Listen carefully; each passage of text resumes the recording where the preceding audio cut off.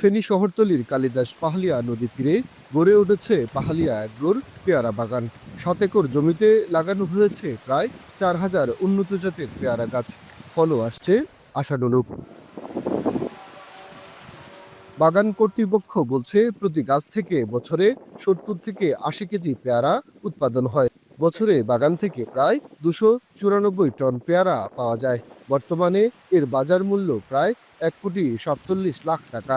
খরচ বাদ দিয়েও বছরে ১ কোটির বেশি টাকা থাকছে কৃষকের লাভের খাতায়। করে গোল্ডেন 8 এবং থাই 5 দুইটা জাত চাষ করা হয়। এই দুইটা জাতই 12 মাসি এবং এটার প্রচুর ফলন। কোনো ফল বড় হয়েছে, কোনোটাতে ফুল আসছে, কোনোটা মার্বেল আকৃতির। এভাবে সারা বছরই ফল থাকে বাগানে। ধর্মপুরের জান্নাত এগ্রো ফার্মেও সম্ভাবনার এমন চিত্র। ৩ একর জমিতে ৭৫০টির বেশি গাছে ফলন আসছে। বছরের গড় আয় প্রায় ১২ লাখ টাকা।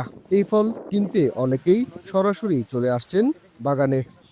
যারা কৃষি উদ্যোগের মধ্যে জড়িত তারা পেয়ারা চাষ করতে পারেন। পেয়ারার মধ্যে একটা ভালো ইনকাম আছে। প্রতি বছরে দুইবার সার দিই, তারপরে মনে করেন কাটিং করা লাগে বছরে দুইবার, তারপরে এগুলোতে ফুল আসে, ফুল আসার পরে মনে করেন যে এই প্যাকেট করতে হয়, মার্বেল আকৃতি হয়। ফলগুলা খুবই ফ্রেশ, দেখতে অনেক সুন্দর এন্ড সুস্বাদু যথেষ্ট পরিমাণ। একটা ফল নিয়ে গাছ থেকে পাড়ি আনি, নিজে একটা খায়, এটা একটা তৃপ্তি, একটা আনন্দ, এটা বোঝা যায়। আর এটা তো একদম কেমিক্যাল মুক্ত।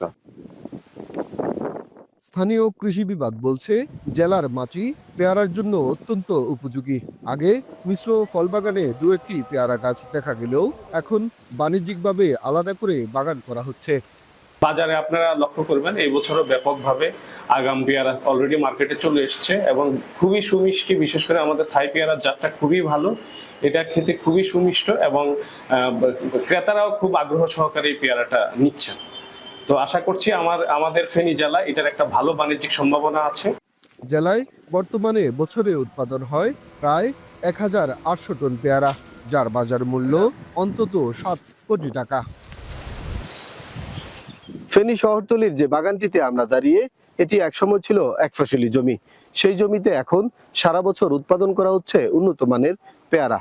এইসব পেয়ারা উৎপাদন করে এখানকার যারা উদ্যোক্তা তারা প্রতি বছরই আয় করছেন ১২ লাখ টাকার বেশি।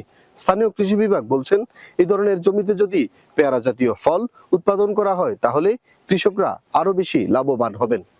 সোলাইমান ডালিম, এখন ফেনী।